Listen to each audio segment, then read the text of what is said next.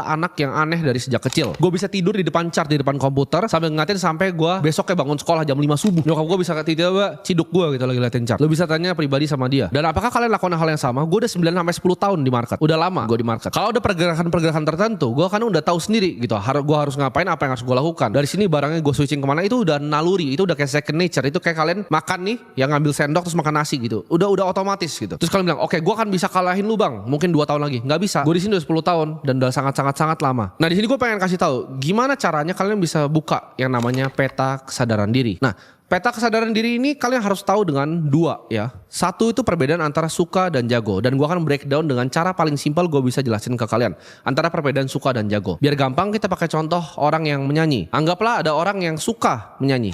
Dia ikut sebuah choir, dia itu di rumah suka banget nyanyi. Nyanyi adalah passion dia. Di dapur dia nyanyi, lagi masak dia nyanyi, lagi mandi dia nyanyi.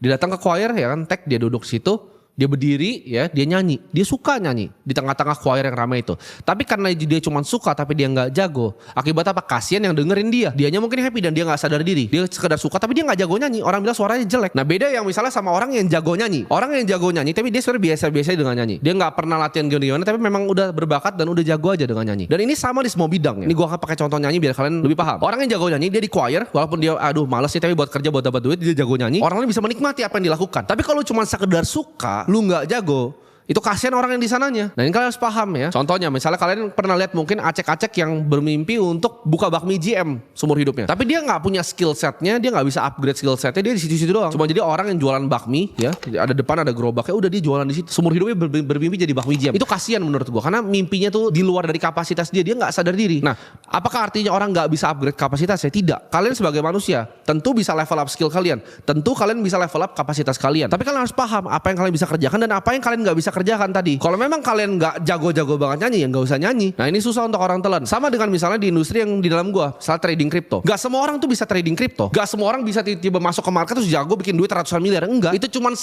dari 1 juta yang bisa seperti itu. Atau 1 bahkan dari 100 juta. Nah apakah kalian yakin kalian sespesial itu 1 dari 100 juta? Susah gitu. That's why gue gak pernah even saranin orang untuk jadi full time trader. Kenapa kalian harus jadi full time trader? Yang kalian lawan itu adalah institusi yang besar. Di sini kantor gue sini ada banyak analis di sini. Kalian berkompetisi dengan orang yang kalian gak bisa lawan. Dan